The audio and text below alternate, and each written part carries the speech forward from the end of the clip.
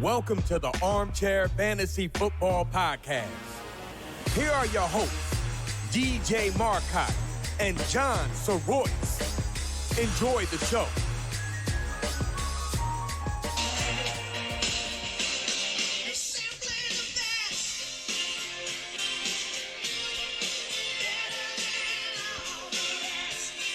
John, I want to congratulate,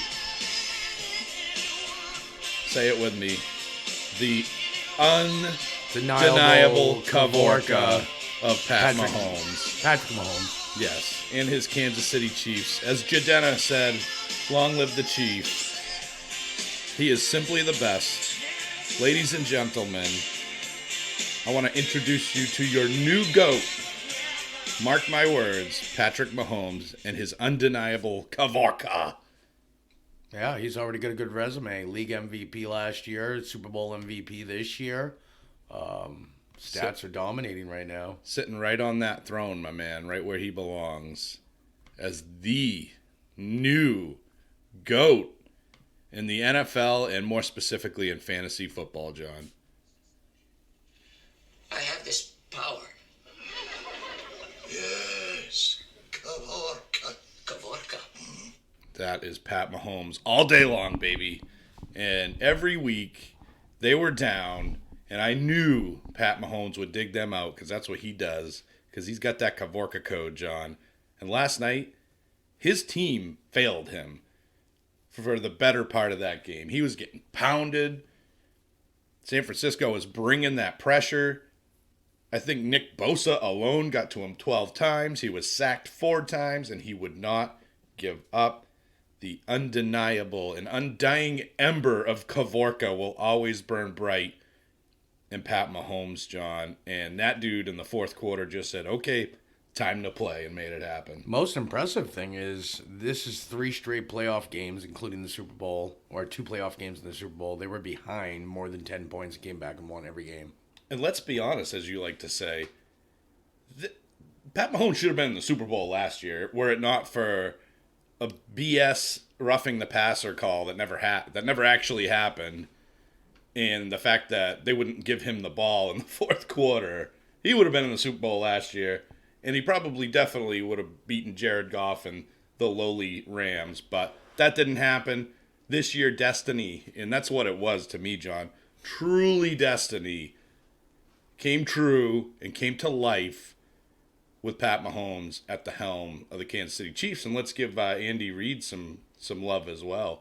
You know, I love when people say, oh, can't win the big one. There's only 2 guys in this world that can't win the big one and never will. They're born losers. That's Tony Romo and Jason Garrett. Everybody else, it's up for grabs, right? And Andy Reid is an excellent coach, and I'm very proud of him and his team for making it happen and shutting up the naysayers, right, John? You know who else didn't win one was, and it was a great quarterback, was Dan Marino. Dan Marino never won one. I mean, John Elway for the longest time. It took him forever. His career was coming to an end, and he finally won 2 Super Bowls back to back.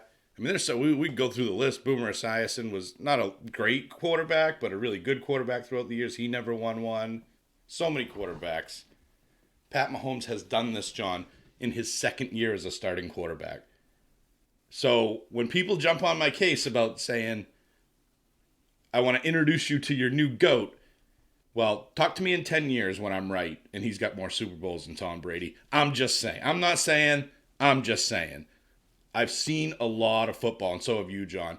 Have you seen any other quarterback that just, I mean, you can't, that's why we call it the Kavorka, John, is because you can't really explain what he has.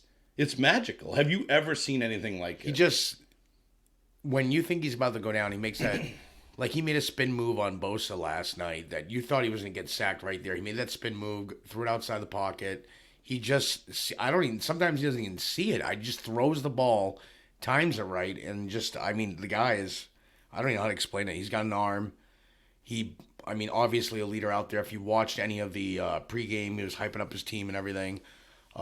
He's just passionate about football. And here's a guy that before he was drafted, he was not high on the draft boards because, I could read you what they said about him, but scouts weren't high on him, NFL scouts. And then obviously he proved them wrong. I wasn't high on him coming out of college. I mean, you heard me say, and you kind of were, and you kind of sold me on Mahomes, and he led me to a championship last year. But I said, I see a lot of Deshaun Kaiser qualities in this kid. He seems to make a lot of poor decisions, and in the NFL, that typically does not translate well. The one thing I saw at him that stood out more than anything for Mahomes on his college tape was the comparisons to Brett Favre. And we all know how good Brett Favre was. Yes, he threw a lot of interceptions, but that kind of playmaking style, just the way he could throw the ball, the zip. I mean, I've never seen anybody launch a ball like this when they throw it. I mean, the kid can throw easily 100 yards. Yeah, and it's unheard of. Like, just his arm... You could tell he played baseball because that's where his background is baseball. Yeah. He probably could have played for the majors too, but he chose football instead. His dad was a baseball player. His mom was, I think, a track star or something like that. But obviously Pat Mahomes, I think, deserves the bulk of the credit. Again, I put out a tweet that said, this team is failing their quarterback, and he's doing everything he can. And he wasn't having the greatest game, but he's getting the hell beat out of him out there, and he was making as much happen as he could. And kept them relatively in the game, and his team was not holding up their end of the bargain. The offensive line was doing a bad job. Tyreek Hill dropped 3 passes that were easy passes. Damian Williams dropped 3. I mean, it was as chaotic as it could get, and never once did you see Pat waver. He said he just stuck. And to his credit, too, you didn't see it from Andy Reid either. And he's not really an animated guy. But the unsung hero of this game, John, and you and I were kind of talking about who should have been the MVP. It was close between Williams and Mahomes. Well, Mahomes didn't drop any passes last I checked, but you're right, it is close. Why aren't we talking about the honey badger, Tyrann Mathieu? Oh, he stepped because up. When he was on the sideline, losing his mind, that was when it shifted right there. That's when specifically the defense shifted. He flipped out on him. And this defense...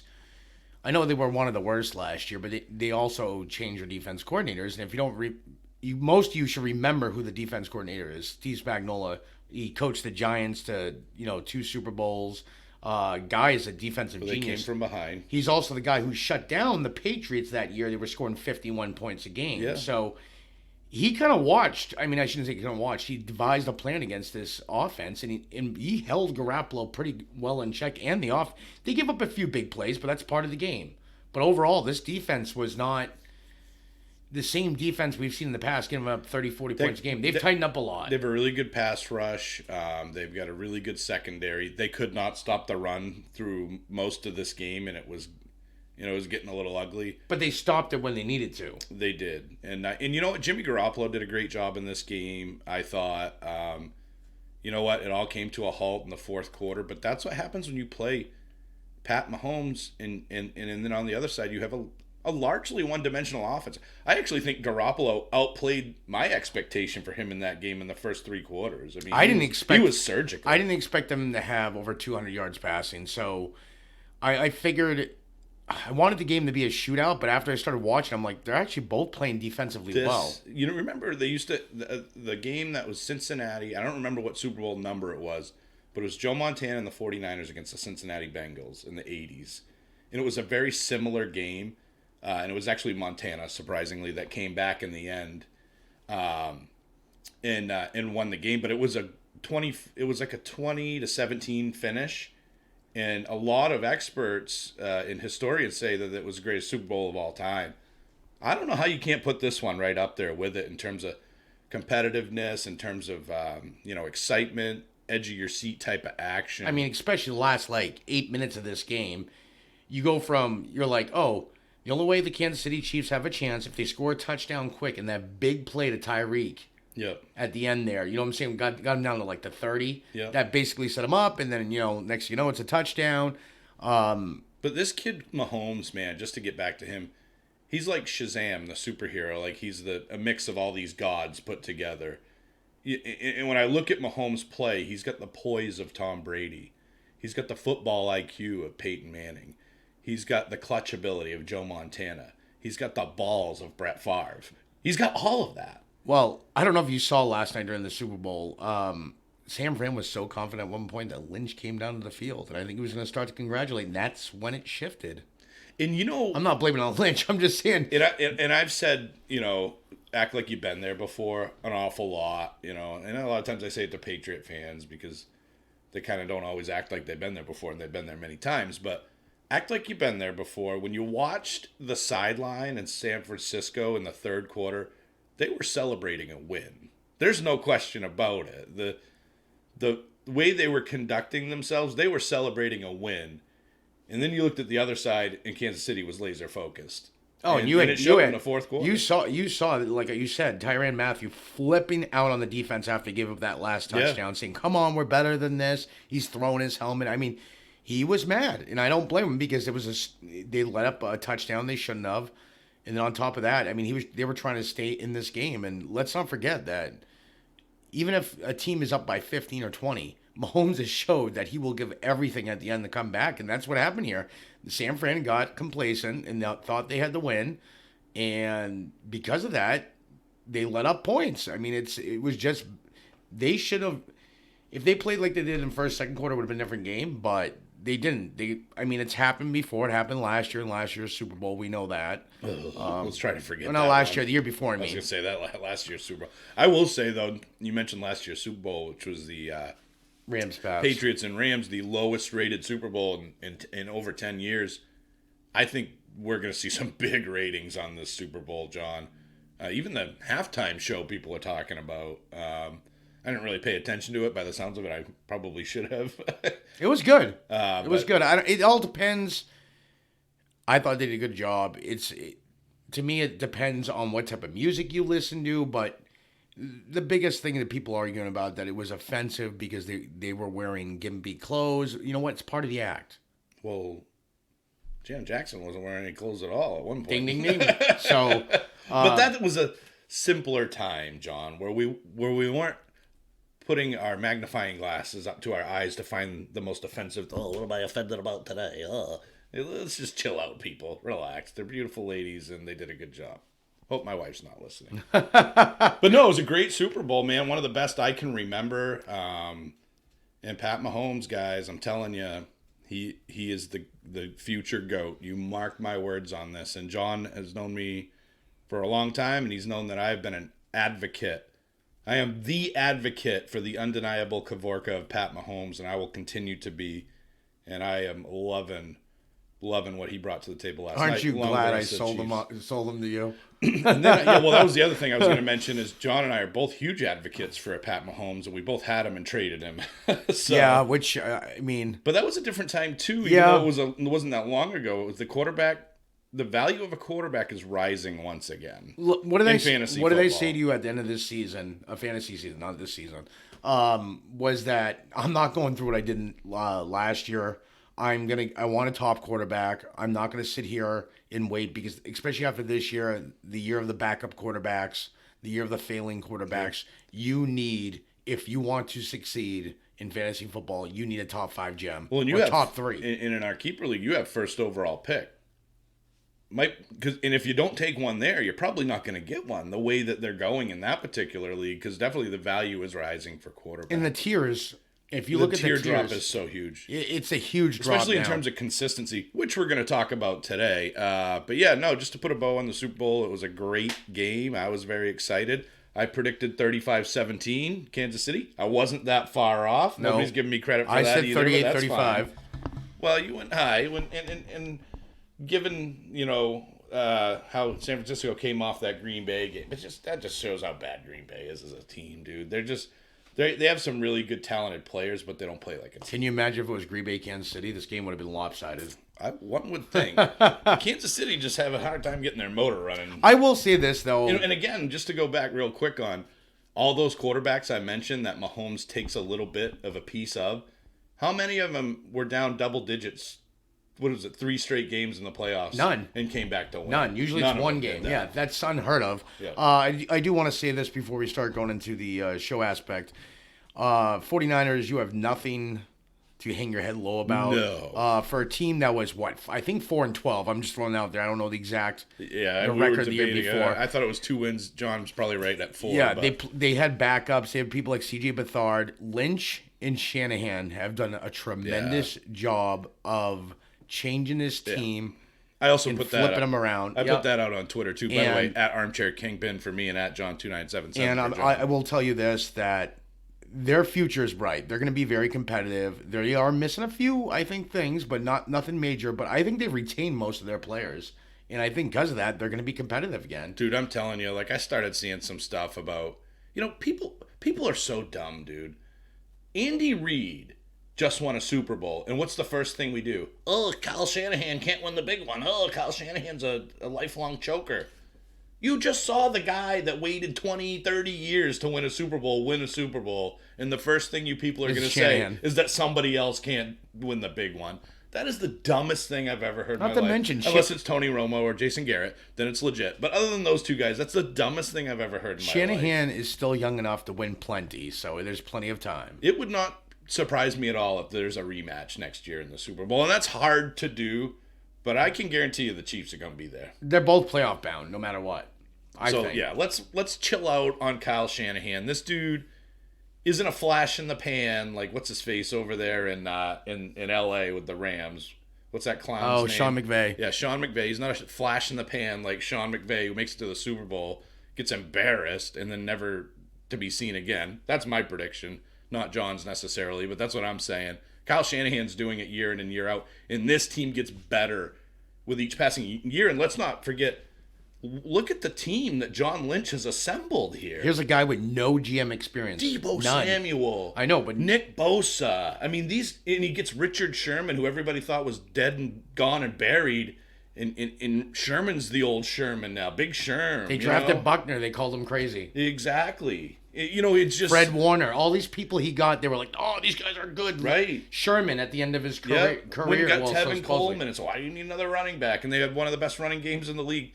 And it's not even Coleman, it's Mostert. And John Lynch had no experience as a GM at all, or even office guy. I don't think he was on the panel with Terry Bradshaw, I think, for God's sake. So let's give these guys the credit that they deserve.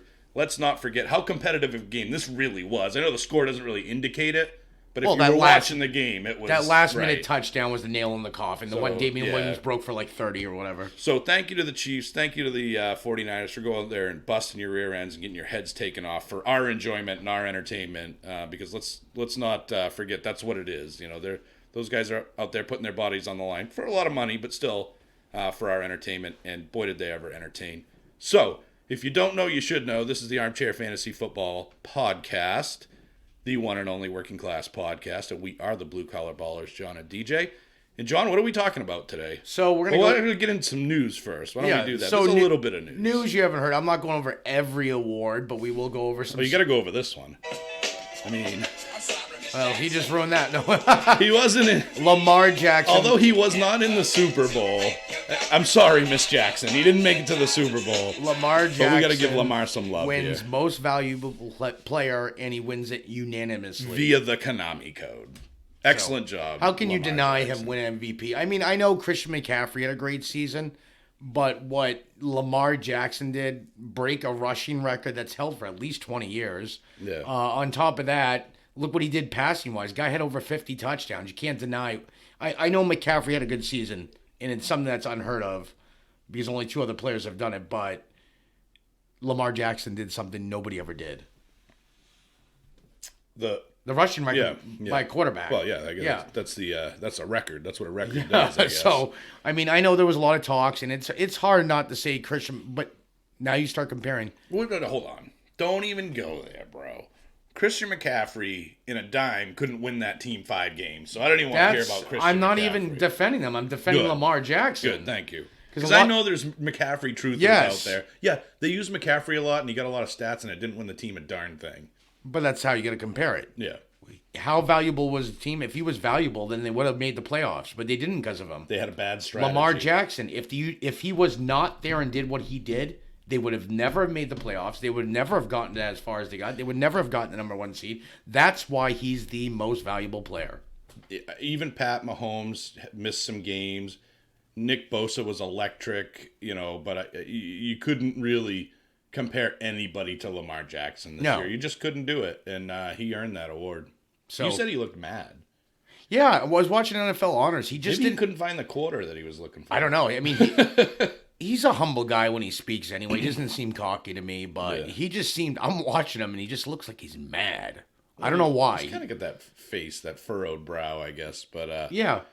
Well, if he's running at you and has that face, I'd probably get the heck out of the way. Maybe that's why he's the MVP. So we'll go over a few more awards here. Well, actually, most of them in a bulk. I didn't go over every single one. Stephon Gilmore wins AP Defensive Player of the Year, which in right he had a great season. Yeah, I don't know. It's hard. That's why I think there's. How does Nick Bosa not win that? He wouldn't have won anyway. It would have been the guy Barrett from Tampa, if anybody. He had like Shaq Barrett. Yeah, he had 19 he did have and a a half ton sacks. of sacks, dude. Yeah. He almost broke. He was so close to the record. He had a great year, too. And he also had 8 sacks in 3 games. I just look at the left.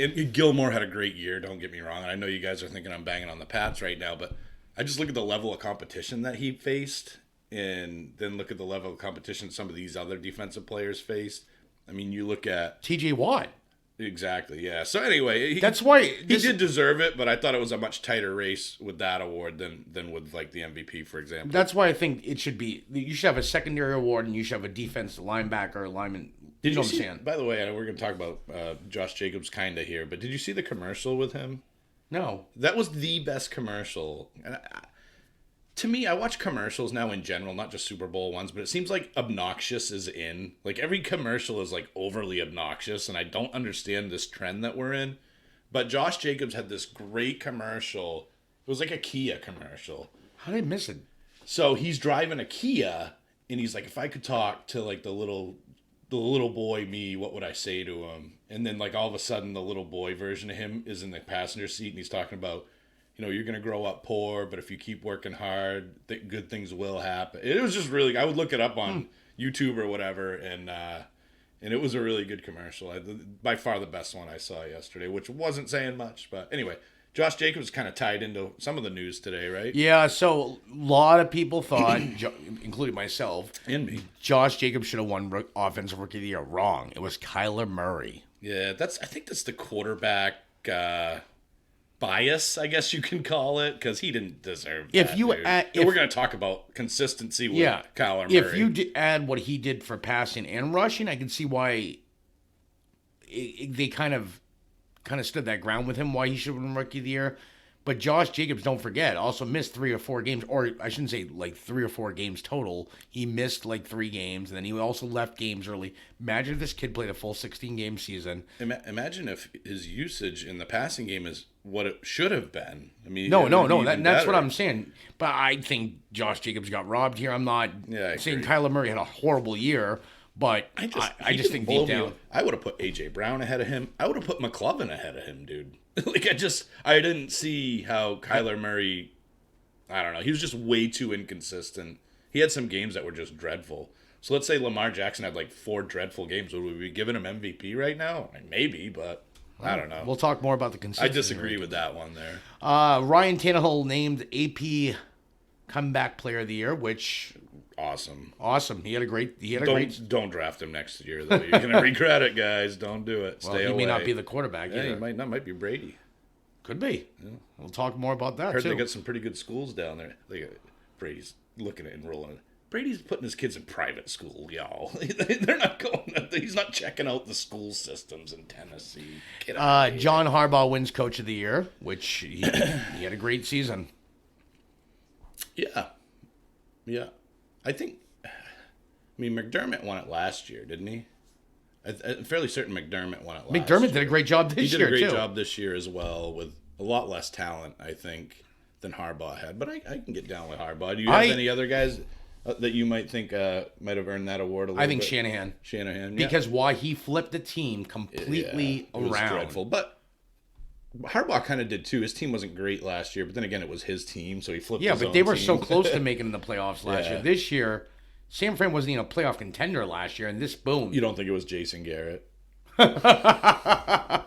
Okay, we'll leave that one alone. Yeah. Defensive Rookie of the Year was Nick Bosa. Good luck, Giants. Yep. Rookie, yep. He definitely earned that. I mean, there's no question about it. I think he was in the running for Defensive Player of the Year, but yeah, definitely earned Rookie of the Year. You know what's the scary part is Joey's interested in coming play there as well. He's not a free agent this year. I don't think. Maybe next year. I'd have to Either look way, into can you that. imagine both Bosas on the same team? Yeah. I can't. I don't. That's kind of I scary. shudder to think. Shock, Especially in the NFC. Shock T, Michael Thomas, won AP Offensive Player of the Year. Okay. Do you want me to do okay. No, we're not doing it. Okay, we'll go into other news. Those are for awards. If you want me to cue up music, you gotta tell me. Oh, I'm sorry.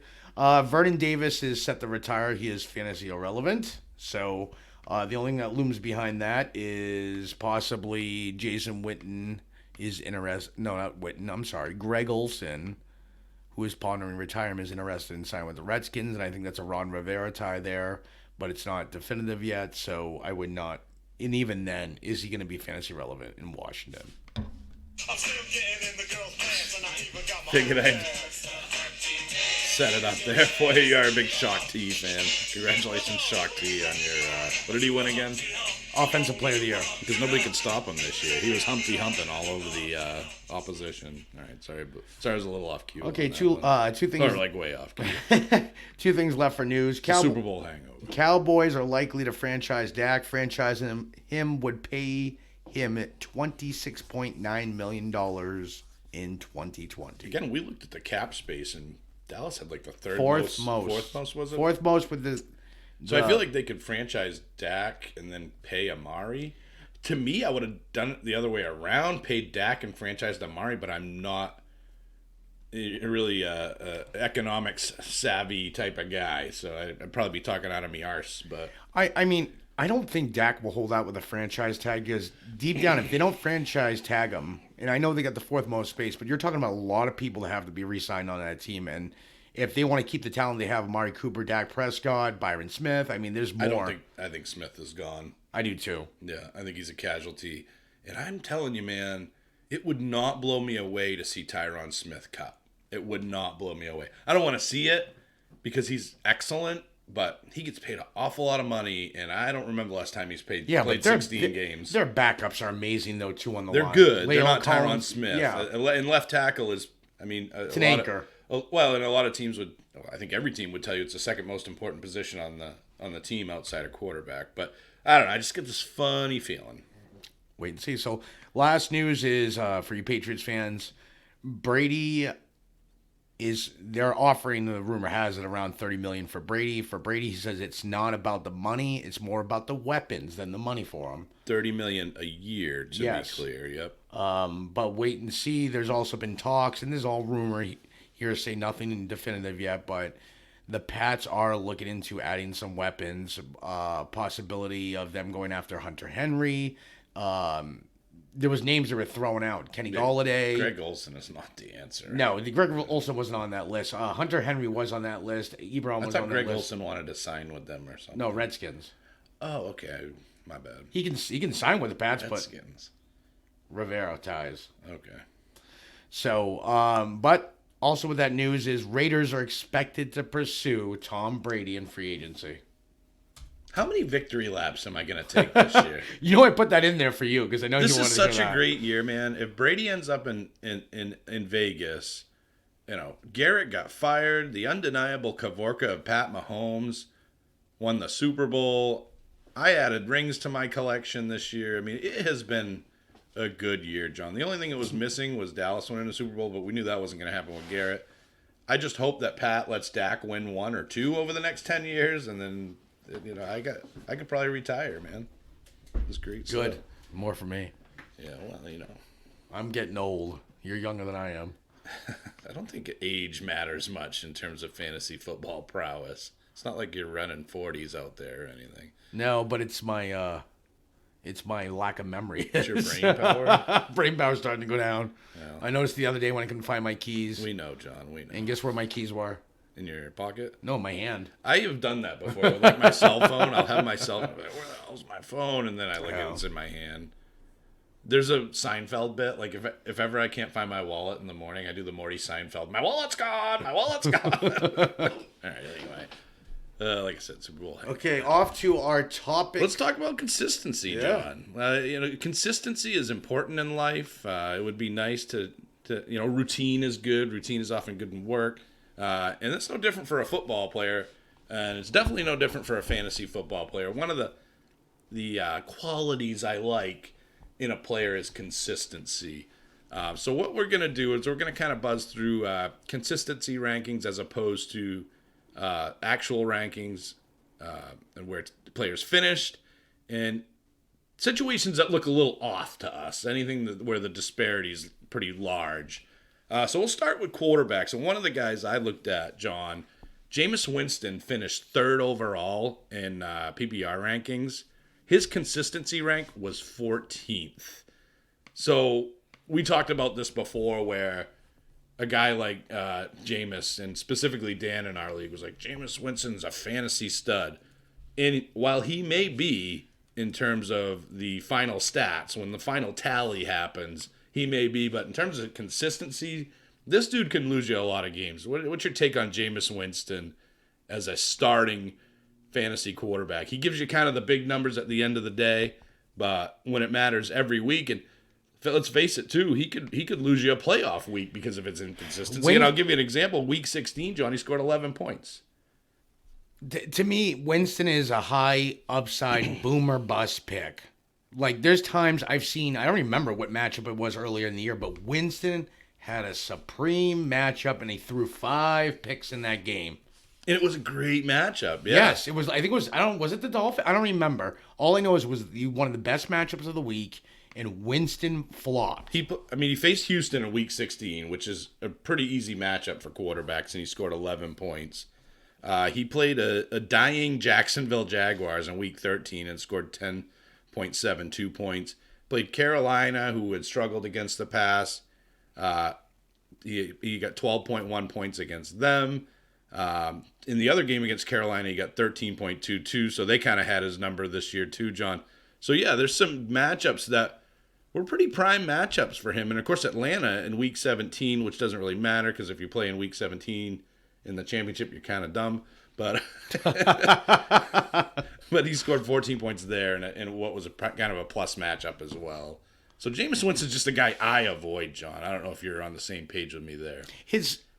If I could see his turnover rate go down 50%, but like I was saying, he was one of my busts last week on that topic. I just don't see him sustaining the touchdowns he did this year, next year, because he hit career highs this year in yards, touchdowns, interception percentage. Yeah. I just don't see him doing that next year.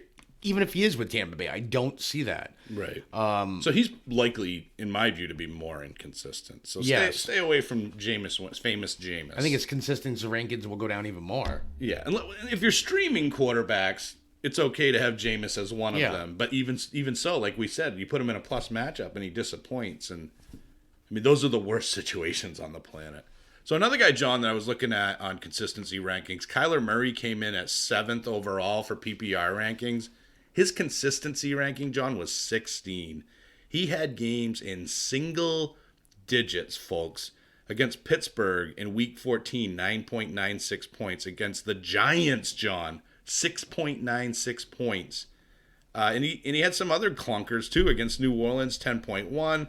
Decent defense there. No shame in that necessarily. Against Seattle, 12.72. They are not the defense they used to be. Against the Rams, 13 points. This guy, and we kind of just talked about it as far as him getting Rookie of the Year, I just don't see it because he has some meltdown games, man. And then he had games you wouldn't start him. He popped off on San Fran, twice, I think? Right. 28 and 31, if I think I'm throwing that out there. I think right around there for fantasy points. And he had 26.7 in one game against San Francisco and 23.04. So our league kind of throws you off a little bit, John, because we do incentivize quarterbacks more in terms of points than the standard leagues do, but even so, those are good results against a tough team. So he was kind of like, okay, you put him out there against good defenses and he plays well. Specifically within the division, it seemed like he was more successful. And then you put him against defenses that aren't that great, and he's getting you single-digit points. You know what I mean? And that's, to me, that's not good. The New York Giants, John, he scored 6.96 points against. I think that's all you need to know. But there is a caveat with Kyler Murray, and this is why I'm not avoiding him next year. He was a rookie this year. Mm-hmm. So you got to kind of give the guy the benefit of the doubt. It's a new offense for him. It's his first year in the league. We haven't figured out quite how that receiving core is going to work and the hierarchy of that receiving core. So I say stay close to it with Kyler Murray.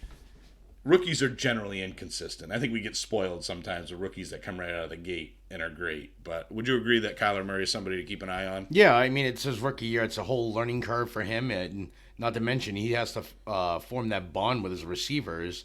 Don't know, Larry Fitzgerald could surprise us next year and put up 1,200 receiving yards because that's what Larry Fitzgerald does. But we don't know. Age ain't nothing but a number. Remember that. We'll talk after the show. We're going to have an intense discussion after the show, some trade talks. Okay. You got to want Julio, man. He's the man. I love Julio. You know he's one of my favorite players. I know.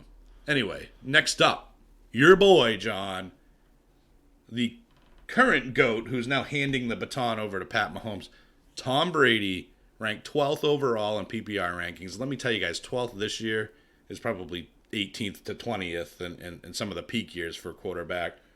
His consistency ranking, John, 17. Is it over? I don't want to say yes. I don't want to say no. I don't think he had the greatest weapons, but he's never had the weapons all but a few years. The game changer here is going to be where if he stays with New England, what New England does to surround him with talent. That line wasn't exactly one of the top lines in the league either offensively.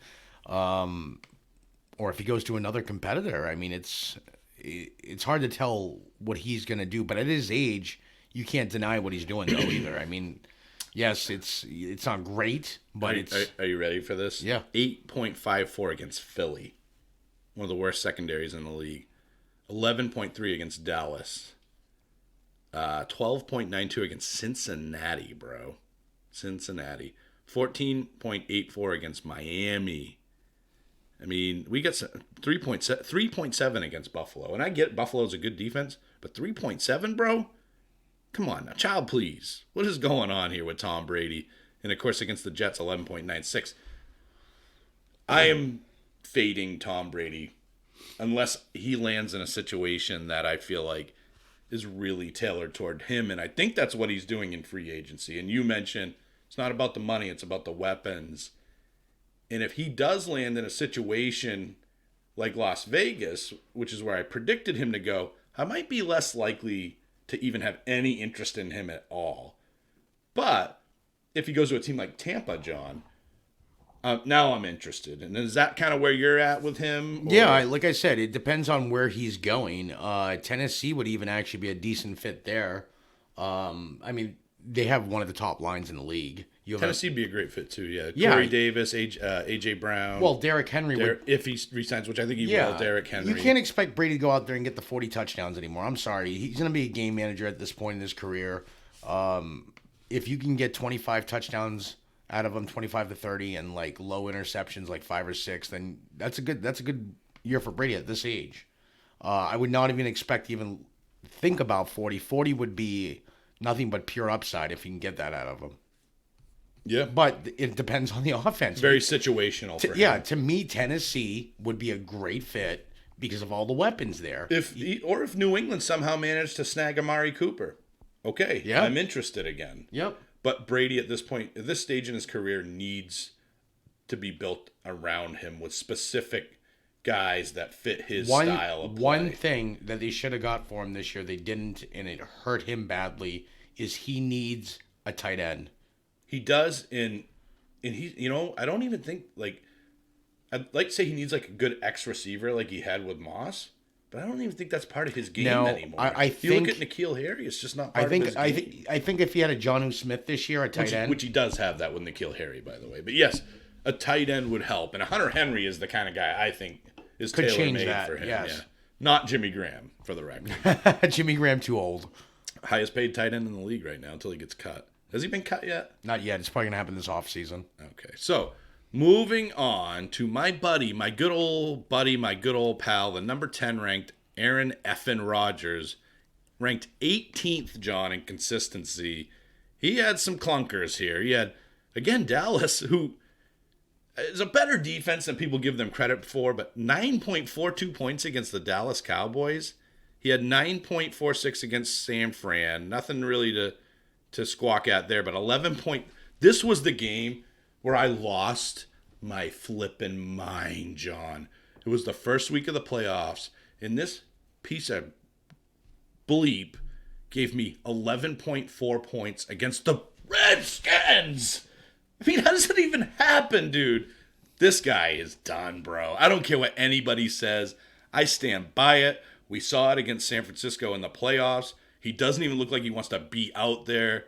I'm not even touching Aaron Rodgers because, number one, I don't think he's that good anymore.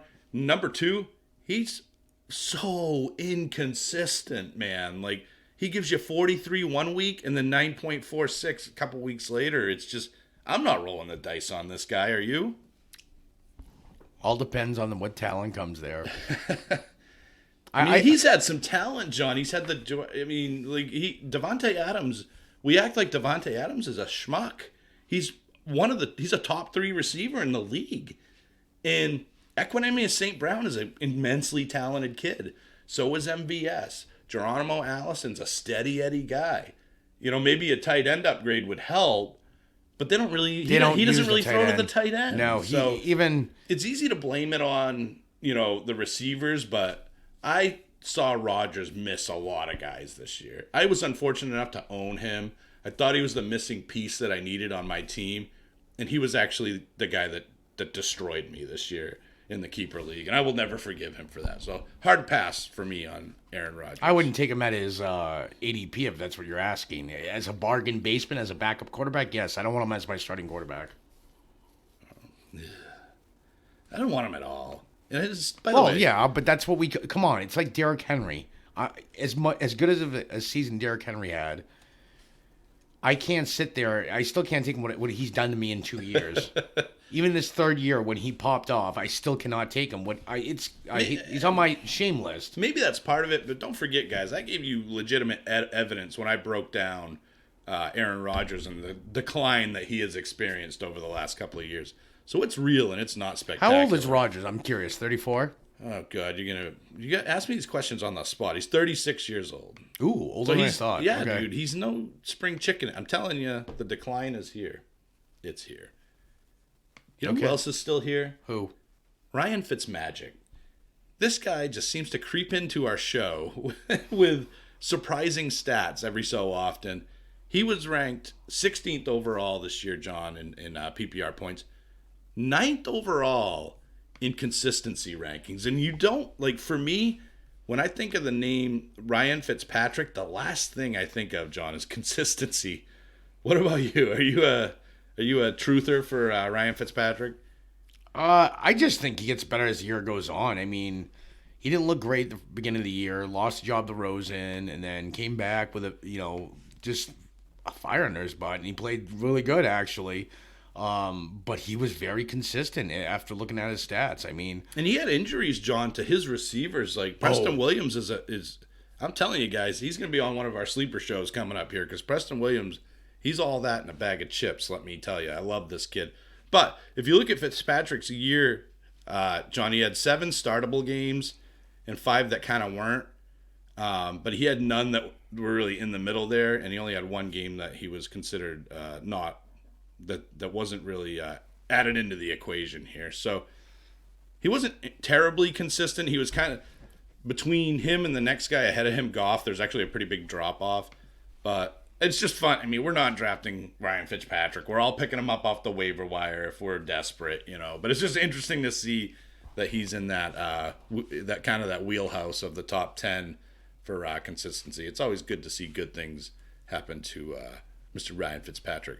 Are you good with quarterbacks? You see anything else there interesting that intrigues you? The only thing that popped off for me is all the Josh Allen hate this year. True, yes. Honestly, I know you had him at the beginning of the year. He burned you a couple times. But deep down, Josh Allen finished 5th in consistency rankings. I'm impressed. Yep. So, and he's still young. And like you said on the last show, John Brown isn't the number 1 wide receiver. So if they get that weapon they're hoping to get in the draft, like a Judy or a Lamb. Could this put Allen into consistency in like a top 3 here? Problem with Allen is he had a lot of startable games. He had 7 games that were good starts, but he only had 1 game that was a really good start. You know what I mean? So he didn't give you that top end type of numbers, but he was consistent. If you had a good team and a good roster built around him, and your fantasy squad was good enough to support a guy that's just going to get you 20 to 25 every week, then yeah, he's a good quarterback to have. But if you're going against Lamar Jackson in the playoffs, he's not going to cut the mustard. Yeah, no, I just think Allen. I still don't think he's utilized his arm enough. Yeah, man. The guy's got a cannon. I think they're going to add, one of those top level receivers in the draft. I really think that's where like I said last week. What other box do they need to check on that team? They've got talent. They got the tight end. Position. They got the rookie back of the future. Yeah. I mean, their line's solid. So definitely a guy to keep an eye on, because I'm still a believer in Josh Allen. He's got a lot of the same qualities that Pat Mahomes has, but I don't think he's as cool under pressure as Mahomes. You look at him in that playoff game. No, he collapsed in that playoff game. He looked so scared in that game.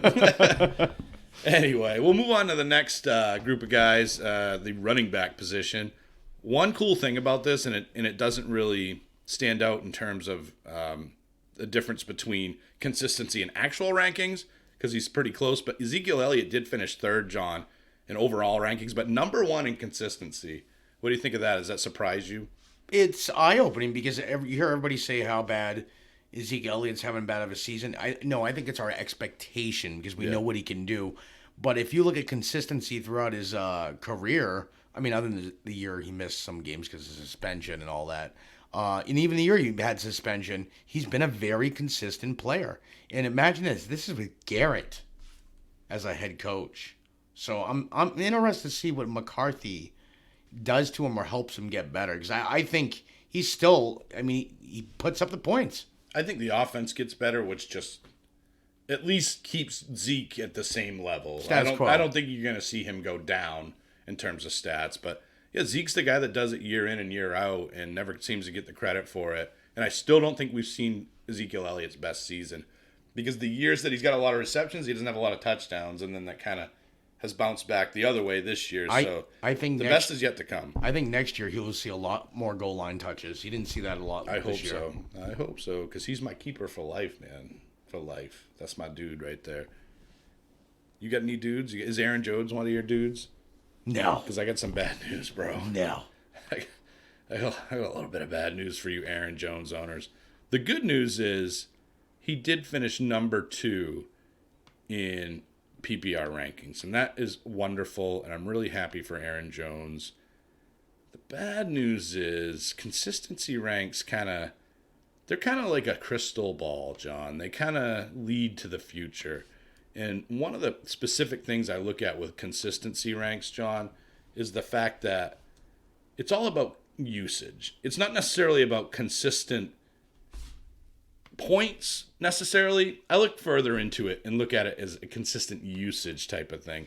And Aaron Jones had one big problem this year. You know what his name was? Williams. Exactly. Jamal Williams specifically, was digging into just random games of Aaron Jones's production. And you look at week 6, John, he had 8 points against Detroit. Not exactly what I would consider a menacing defense, right? And then week 12, he had 3.8 against San Francisco. But again, it's a good defense. San Francisco's a good defense. But when you look at your star running back and your running back 1 on your fantasy team, you probably are looking for more than 3.8 points. New York Giants, 7.1. He had some bad games against bad teams, John. Yeah, but let's not forget his stats are overblown by those 2 monster games of 7 touchdowns or 8 touchdowns, I believe, 4 against Cowboys. Well, and that's the other thing I was going to get into. He has, if you look at Aaron Jones's games, he's got, let's see, his touchdown counts are 4 against Dallas and 3 against Carolina, 2 against Chicago, 2 against Minnesota. I'll give him the 2. So those are all, but those are all in 2 against Denver. So he had a lot of multiple touchdown games. But he also had a lot of games where he had no touchdowns. He had, I think, about 8 games with no touchdowns.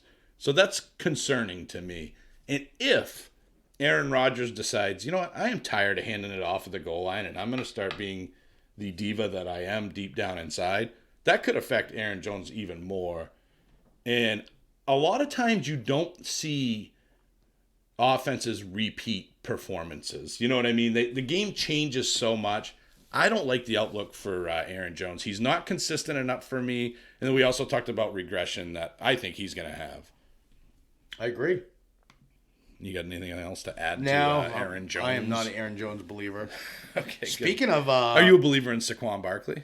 Yes. Because he ranked 10th overall this year, John, and 16th in consistency rankings. But I got a feeling you have a reason for that, a pretty good reason for that. I think a lot had to do... I think deep down, I wanted him back. Who didn't want him back if you were a fantasy owner of him?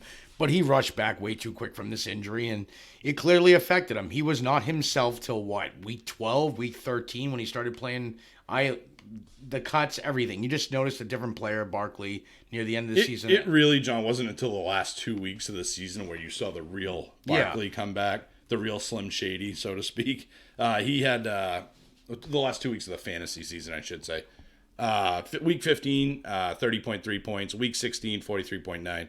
And of course, week 17, 20.7. Like John said, he had 8 points against Chicago, 8 points against the Jets. But I'm not going to spend a ton of time on him. And 7.7 against Tampa. I think he might have got hurt in that game, though. He's fine.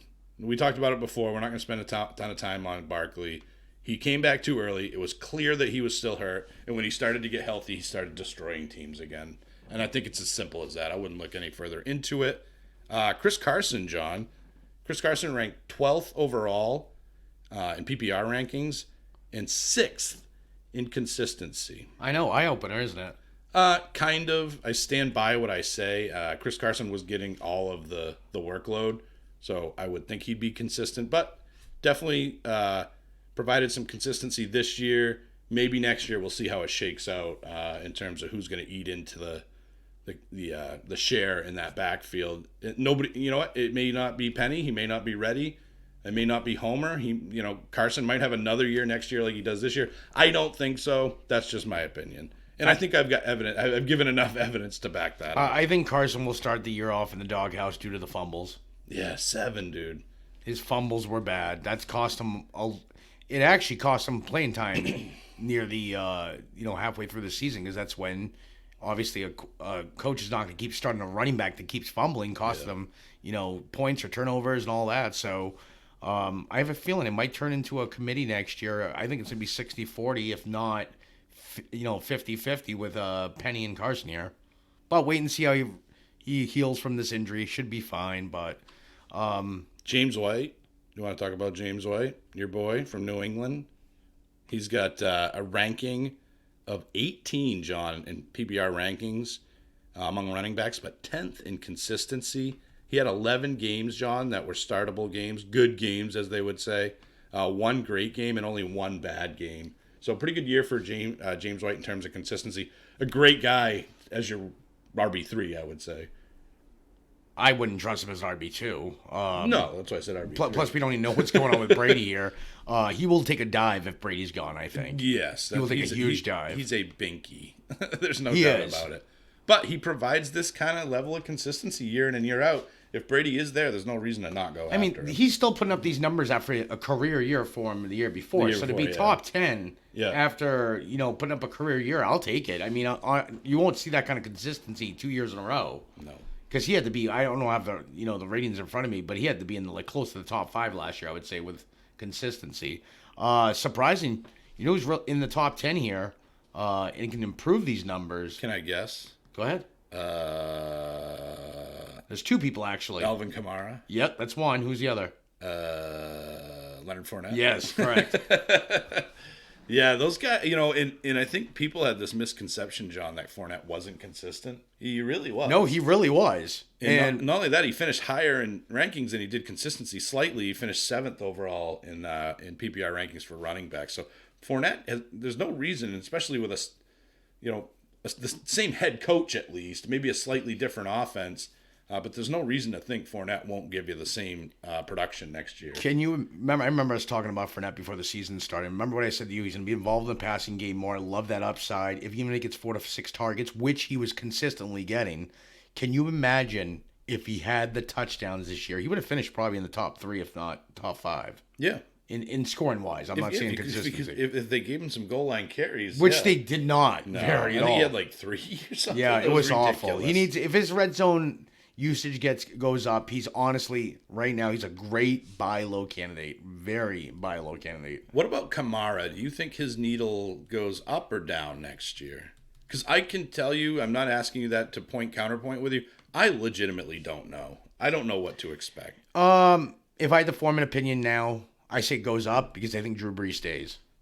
Okay. I think Drew Brees stays. But what makes you think it goes up? So wouldn't you think they're going to add another receiver? Let's say they added a Robbie Anderson, who's a stretch the field guy, but also can be a possession receiver as well. Don't you think that would siphon some work from Kamara? No. I think that's a situation that Target-wise, he saw about the same amount of targets, a slight decrease in targets this year, but don't forget, he was not, I don't care what anybody says, he was not fully healthy even after that ankle injury. Just like Barkley, he was not 100% for a good chunk of games.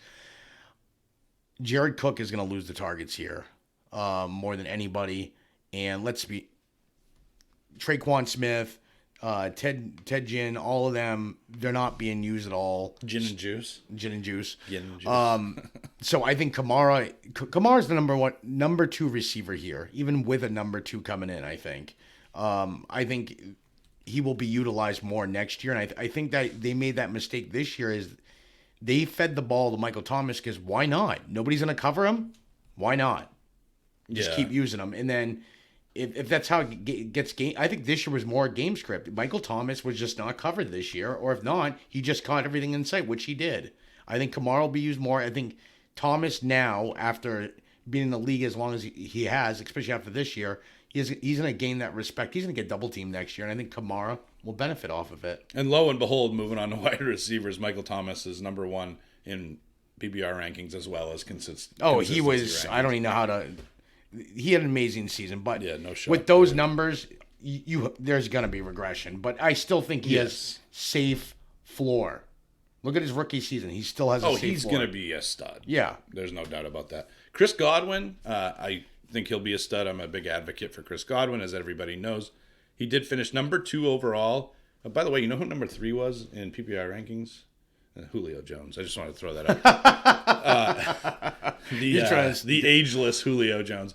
But yeah, Chris Godwin, number 2, but a little bit different in the consistency world. Number 5, John, which isn't a huge dip there, but the reason I bring him up is because I feel like that is attributed to Mike Evans. I think there's only so much of the pie that Godwin will get on a consistent basis when Mike Evans is around. And don't get me wrong, you're looking at this guy, he had only 2 single-digit performances in PPR, John, so by no means am I picking on him. But Mike Evans, I think, caps him a little bit. So, with that being said, if you're sitting there and you're drafting, are you more likely to draft a Julio Jones or a DeAndre Hopkins or even a Keenan Allen, Kenny Golladay? Or would you rather have a guy like Chris Godwin who's sharing the field with Mike Evans? I would rather have a guy who gets more of the usage than anything. Sharing, you don't know what week it's going to come. So Godwin with this consistency was great with Evans around, but there was some games that Evans wasn't around either as well. So that did help him. It didn't stop him from finishing number 2. Don't get me wrong. Don't get me wrong either. But I think I would rather have like a Hopkins, a sole receiver who's the bulk, like a Devontae Adams. Yeah, Devontae Adams is a good. Yeah, Devontae gets kind of shafted here because he's not in the top 20 because he missed so many games. He missed like 5 games total or something like that. Yeah, had he not, based on his average, I think he'd be like top 3. But it is what it is. People get hurt. So yeah, Chris Godwin, I love the kid, but it would be a close decision for me. He's like for Chris Godwin, DJ Moore. I'd probably take Godwin, but I'd have to think about it. You know what I mean? Because really, I look at Moore's only legitimate competition as Christian McCaffrey. Now, don't get me wrong. He's a lot, he siphons a lot away from DJ Moore, but at the same time, I think that'll go down next year. I think that'll regress. And Curtis Samuel, I don't look at as consistent competition for DJ Moore. So guys like that, I might have to put more thought into. Allen Robinson, I'm not going to draft him over Chris Godwin, but if you want somebody more consistent, Allen Robinson is, wow, that's all I got to say. number 4, John, in consistency rankings, and number 8 overall. This guy, and we talked about it throughout the season. This was not a surprise to us because we're like, this dude is getting you double digits. I remember every week. trades during the draft that were trying to happen to. I'll trade you Allen Robinson, and, yeah. and we're all laughing at the guy because I'm he was taking that guy. Yeah. well, he was actually, I remember, it was a good offer. It was a good offer, Yeah. but I think it was, ironically, I think it was for Godwin, and we're like, no, you're not getting Chris Godwin, and I stand by that. Obviously, Godwin finished higher than Allen Robinson, but when you look at Allen Robinson, dude, he only had 3 games in single-digit PPR points, and he had several over 20. He had 5 games over 20 PPR points, and that's what Trubisky at the helm for. That's most what of it. Trubisky. Yeah, his name's Trubisky. Trubisky. Let's call it what it is. But yeah, no, Allen Robinson, man. Are you dipping into that well again though? With Trubisky out there, are you willing to take the chance that lightning will strike twice and he can, or are you worried that Anthony Miller, who is uber talented, is going to take some more of the shares? Miller showed some flashes, especially like 3/4 of the way of the season. He's good, dude. Miller, 3rd-year breakout. And he's one of the more talented guys in the league at the receiver position. And a lot of people don't think it because Trubisky can't throw to anybody but Allen Robinson in the dirt. But this kid's good. He's really, really good. And when he came out with DJ Moore coming out the same year, I looked at those guys as equal prospects, and I still do from a talent standpoint. So there is a chance that Anthony Miller could carve out a bigger piece of the pie. I like Allen Robinson, but I can't trust with Trubisky out there that he's going to be able to do this again, especially in terms of consistency. I'm nervous. The other part of it, too, you got to look at is they didn't utilize the tight end at all because of injuries this year. They barely used the tight end. And Trey Burton he was hurt for most of the year. Yeah. They used Shaheen, but Shaheen's nothing. And Shaheen's not great. No. And I'm starting to think Trey Burton might be a little bit of a bust, But if he's healthy all year, he could definitely carve out some work. Nagy's a tight end guy, too. So that could all change this next year. He was. It could change a lot of things. And we don't know how free agency, Cam Newton could be here next year. Maybe not, but We'll see. They have said that they're So I heard something that basically when Nagy interviewed, he said, I can win with Mitch Trubisky. And I've heard that Chicago, by saying they're rolling with him next year, they're trying to hold him to that. I mean, that's bravado. That's probably not going to win you a Super Bowl, but whatever. We'll see if it works. Well, they're just trying It to- sounds like right now they're committed to Trubisky. where they drafted him, I think if they don't put that a little bit of investment in him, because think about it, they took Trubisky over Mahomes. Dude, it's just so. We'll just leave it at that. They aren't the only team, too. We don't get back on Mahomes. You guys know I can talk about him all day, but they rifled off a few names of guys or a couple names that drafted ahead of him, and I'm just like, what are you guys thinking? But I don't know. Trubisky is he won't make it through 8 games as a starting quarterback on that team next year. That's just my opinion. So, Mr. Consistency apparently was Allen Robinson this year, John, but there's another Allen that we always kind of put that tag on over the last several years in terms of consistency, and that's Keenan Allen. Not so much this year, John. This was really disappointing to see. Although Keenan Allen surprisingly finished 6th overall, as we mentioned in our rankings episode, his consistency ranking is not as eye-catching, I guess. It isn't a bad way. He ranked 16th, John, in consistency rankings. What's the scoop on Keenan Allen right now? What do you mean, consistency-wise? Just in general, what's your take on him, man? I think he's going to be a bust. He was one of my busts for next year. I think that he is going, unless this team... Why do you think he was so inconsistent? Phillip Rivers. I'm not blaming him. I'm blaming Phillip Rivers. I think that's part of it. Yes. I think the other part of it, honestly, is the emergence of Mike Williams. And I think Mike Williams is, he's one of those uber talented receivers, and LA decided, we got to use this guy more. And I think it took away from Keenan Allen. Let's not forget, Hunter Henry played probably the most games I think he's ever played in a single season. So it's kind of a lot of mouths to feed. I don't think Phillip Rivers is going to be there. I don't think Melvin Gordon's going to be there. I don't think Melvin Gordon's going to be there. And I don't think Hunter Henry's going to be there. So, does that mean all the arrows are pointing up for Keenan Allen? And to be specific, he had 8 good games, 2 great games, and 3 crummy games. So, not terrible, but definitely not what you would expect from Keenan Allen. I think this team... So, you think Tyrod Taylor's the future there? That's a backup quarterback. No, I don't think I don't think they're rolling with Tyrod Taylor. And I think they have other plans. Wait and see how free agency works out, but I think they're going to draft a rookie quarterback, and there is not many rookie quarterbacks that come out and just, make a huge impact, and that's why I think Keenan Allen's going to take a dip next year. I really even think that with the people leaving, yes, gotta forget, Eckler's probably going to stay. He's still got to feed his mouth, and he's a very consistent mouth at that. I think they will sign another. There's plenty of tight ends for free agency.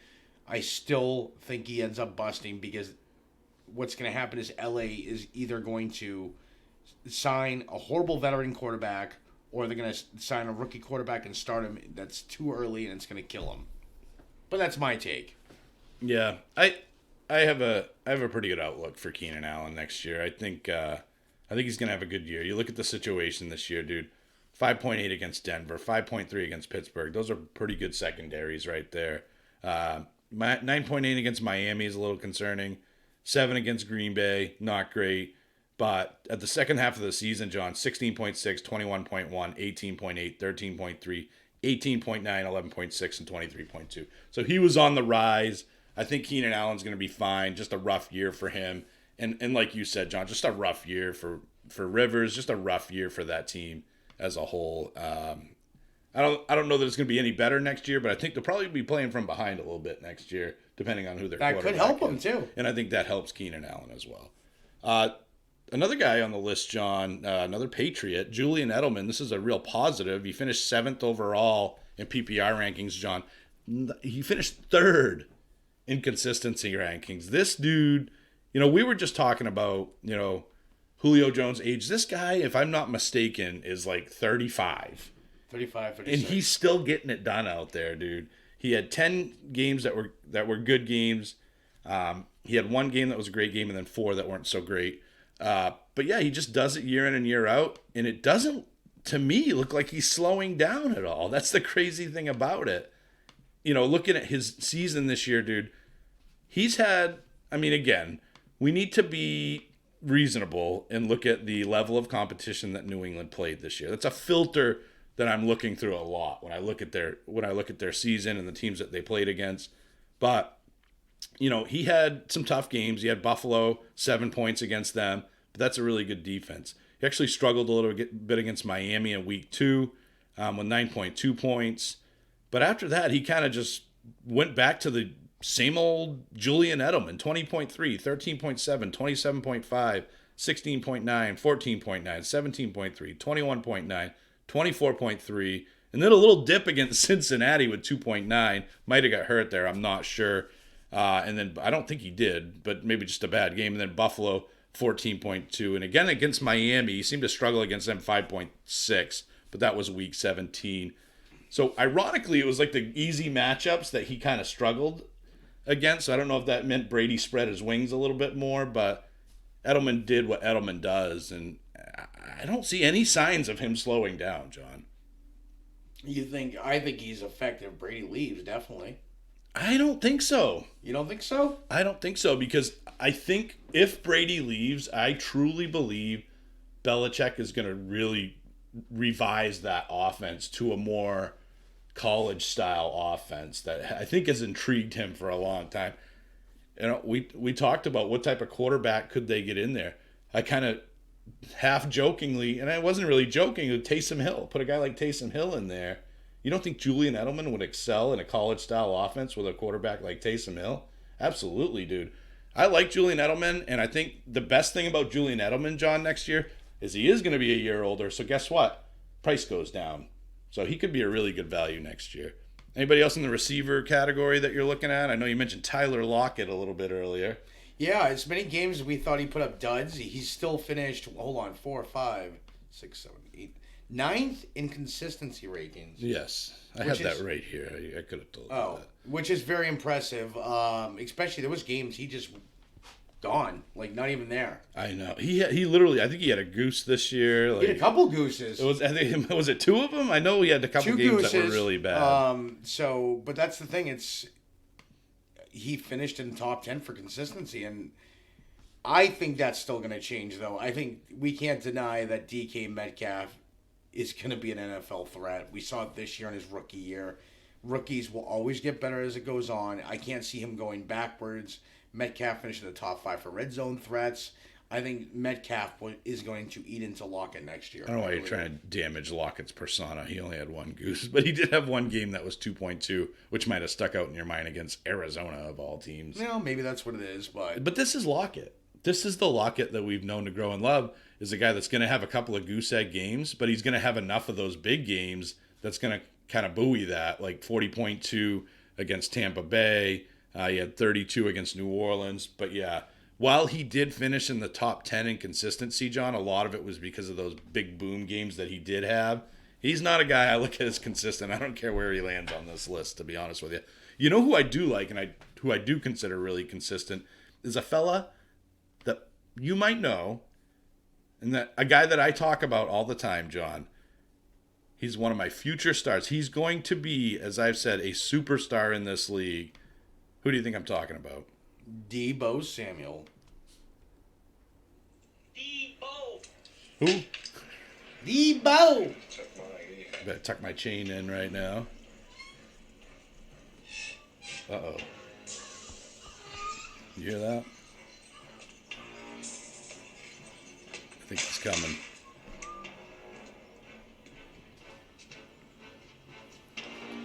What's up, y'all? What's up, y'all? Debo's in the house. Deebo Samuel, dude. Every corner I look around, John, I see another reason to love this kid. Homeboy is ranked in the top 10, John, at number 10 in consistency rankings. Didn't even land on the top 20 in the PPR rankings because, he's a rookie. He didn't quite carve his niche out right away, but he had 8 good start games, 1 great game. Did have 5 games that weren't so good. But for a rookie, I'm loving what I'm seeing from Deebo Samuel. Every measurable I look at with this kid makes me want him even more. Where are you at on Deebo Samuel? Deebo Samuel cracking If I pause, you jump in. That's how this whole podcast Deebo Samuel works. cracking the top 10 as a rookie is outstanding. Watching the Super Bowl last night, this kid is just going to be... He's like a wine. He'll just get better with age. He's just... I don't even know how to compare him. He is like so great to watch because he can just do about anything. Yeah, so when you guys look at Christian McCaffrey, he's a running back that can catch passes. And he's a wide receiver. And does it a lot. Yes. Deebo is a wide receiver that can run and does it a lot. And we saw it. I think he had the longest run in the game last night at the Super Bowl. Deebo Samuel's just an electric talent. I don't even know if Emmanuel Sanders is going to be there.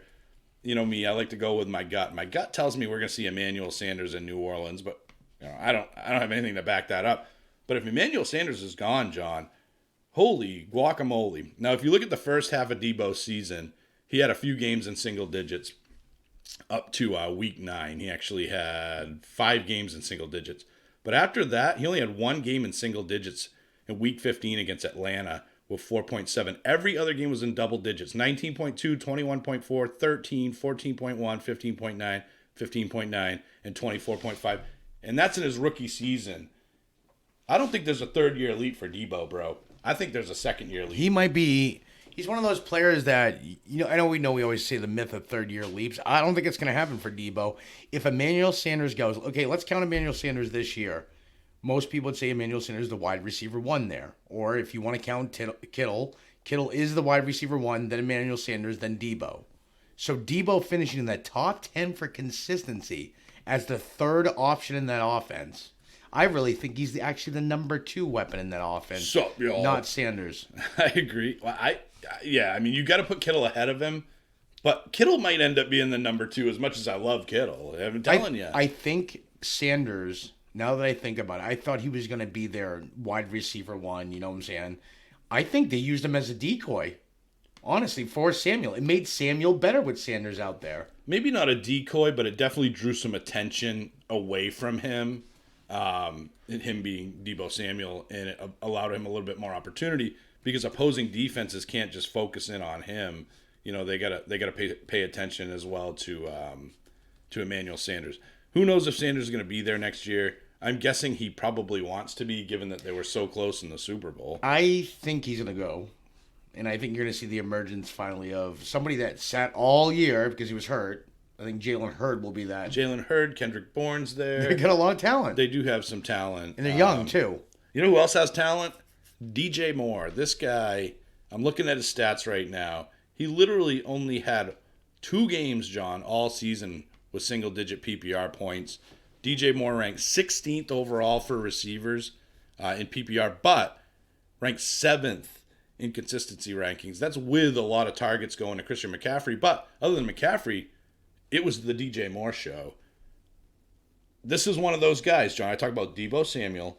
I talk about DJ Moore. These are the guys that in 5 years are going to be the DeAndre Hopkins names, are going to be the Devontae Adams names, the Julio Jones names at the top of the card. I love DJ Moore. And to me, I look at him as a potential top 5 wide receiver next year. Even maybe top 3. Oh, I couldn't agree more. DJ Moore did this with Kyle Allen at the helm for most of the year. And Kyle Allen's trash. He doesn't even belong to be in the NFL. Exactly. They made him look good for most of those games. But that's a great point. Like, no, I think we forget how bad the quarterback play was there in Carolina.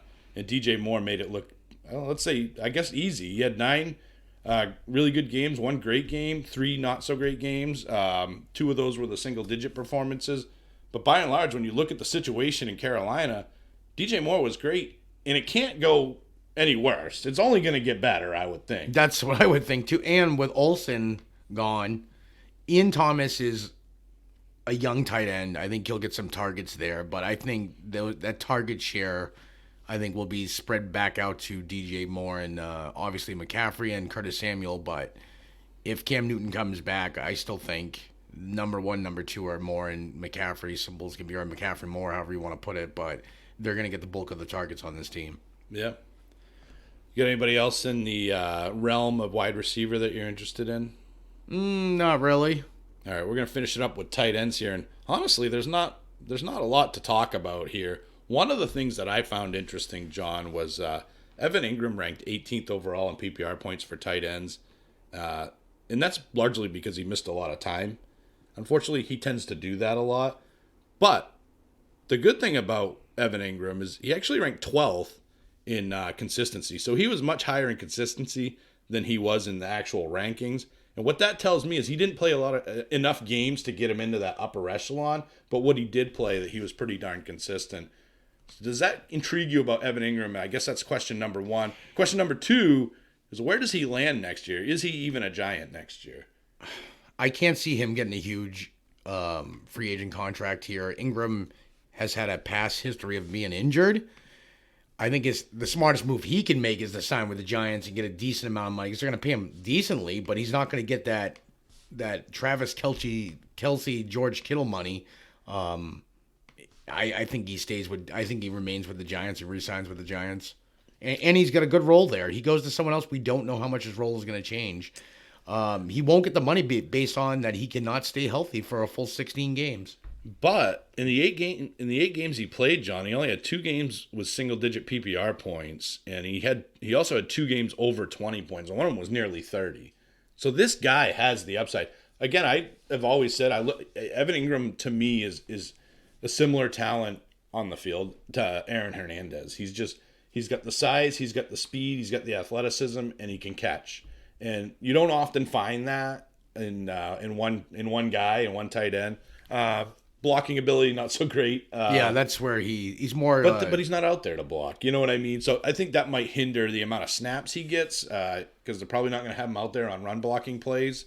And that will reduce his opportunities a little bit. But he had 3 touchdowns in those 8 games. I mean, Evan Ingram, to me, John, is one of those under-the-radar tight ends that could really... He's a guy, John... Like with Mark Andrews, when you look at the measurables and you look at the numbers and you look at the next-gen stats, so to speak, he's a guy that I look at and go after in the next year's draft, get him for next to nothing, much like I did with Mark Andrews, based on his potential and based on the sample sizes that we've seen. And if you get 14 to 16 games out of him, you get a gold mine. That's the way I look at Evan Ingram. Sounds like you might have a little difference of opinion. No, I think just Evan Ingram, if he doesn't sign with the Giants, I don't know what it's going to do to his value. Depends what team he ends up on. I mean, if he went to the Pats with Brady there, he could explode in that type of offense. Yeah, that'd be unbelievable. But he is, I think, I like his upside. That's what I like about him. I just concerned with his injury and everything. I just want to see him have a better healthy season is what I want to say. At least 12 to 13 games out of him. So I think that last time was his rookie year, right? Yeah. Yeah. So I think the consistency there of him not being hurt would be better overall. What's surprising me on here is Disley, because didn't Disley start very late? And he's still he's not high up on the list, but higher than I thought he would be. Well, Disley got hurt early. I can look up how many games that he played, but the only two other guys, so you mentioned Will Disley, and Mike Gesicki also kind of crawled into the consistency rankings. And he did a lot of his damage at the end of the season. He's the one that was a late bloomer, so to speak. But if you look at, we'll go back to Will Disley real quick. If you look at Will Disley, he only played 6 games, John. One of them was the game he got hurt, so that doesn't count. That was week 6 against Cleveland. So if you count the 5 games that he played, he had 2.2 PPR points in week 1. And from then on, 22, 18.2, 18.7, and 12.8. So a healthy Will Disley is a guy to keep your eye on this year. Could this guy be a top 5 tight end? Yeah. Based on the fact that he got hurt, he will be back. He's in a great offense. Could be a red zone threat. He could be a cheap bargain here too. Well, not only that, he's got chemistry with Russell Wilson, but is he guaranteed that job back? I guess don't know. My question. and that's kind of the concern I have, and we'll see how it shakes out. But we know that team has definitely been using the tight end a lot more. So Will Disley's definitely a guy to keep your eye on, and he would be a nice guy to grab late as well. That you can get for a really good value. I always look, I always look for those valuable tight ends that you can get in the later rounds. Gesicki, a little bit less consistent. I mean, he was top 12, I think, in consistency rankings. But down the stretch, after week 8, he had 15.5, 11.8, 18.9, 26.2, and 13.4. But he did have a few single-digit games peppered in there with 3.8, 5.8, 1.6, and 8.7. It's kind of what you expect from a tight end, though, that's beyond the top 5 to 7. Are you interested in Gesicki next year? I'm personally not probably going down that road, but we started to see him bloom a little bit here, and I think he's going into his 3rd year, if I'm not. He is going into his 3rd season. I'm not going to lie. I have interest in him, but not as my tight end 1. He'd be more of my backup tight end. But he does intrigue me the way he played at the end of the year. I think he's got some upside. I think a lot of this can change if a Tua got drafted and started. Definitely more upside because I think most rookie tight ends will throw to their rookie quarterbacks will throw to their tight end. We're going to talk about Tua very, very soon. Very, very soon. And look who cracked right above him. Who's that? Higbee. Higbee. Yeah, he looks pretty good down the stretch too, but I don't know. I don't trust an offense. Too many weapons. I'm telling you, Gerald Everett's got mad skills, dude. And like you said, there's a lot of weapons. I mean, you got Brandon Cooks, you got Robert Woods, you got Cooper Kupp. There's just so much going on there. Todd Gurley, Malcolm Brown. And the quarterback, let's face it, is not that good. He's a system. You want to talk about system quarterback? That's Jared Goff. He was good in consistency rankings, though. Yeah, surprisingly. Yeah. Surprisingly. System quarterback. So that'll do it for today. Thanks for listening to the Working Class Podcast, the Armchair Fantasy Football Podcast. Next week, we're going to start talking about rookie prospects, John. Are you excited about this year's draft class? Yes, very much so. Your enthusiasm sometimes. Yes, no, you know I am because I've been we've been going back. He's pensive because he wants to just wait to steal my ideas on all the rookies. No, really. Don't forget Mahomes. Please do not forget that. We get to talk about to talk about your boy Joe Burrow and my boy Tua Tagovailoa. Yeah, and I also have a couple sleepers that I like. You know that Jordan Love is one of them. Oh, we got a lot of good stuff coming up on the rookies. So we're going to touch on the rookies a little bit next week, and then as we get closer to the draft, we're going to kind of re-emphasize our I can't wait to the combine. I know. Yes, it's going to be lovely. It's like Christmas. Yeah, it will be awesome. So we do have another episode this week. Might surprise you on that one. I'm not sure. I was thinking a little Would You Rather. I was going to say, it's going to be a Would You Rather show. I was thinking going down that road, but we'll see. We'll surprise you guys, and thanks for listening. We'll see you next time. See you guys. Thank you for listening to the Armchair Fantasy Football Podcast. Thanks for supporting the show. Until next time.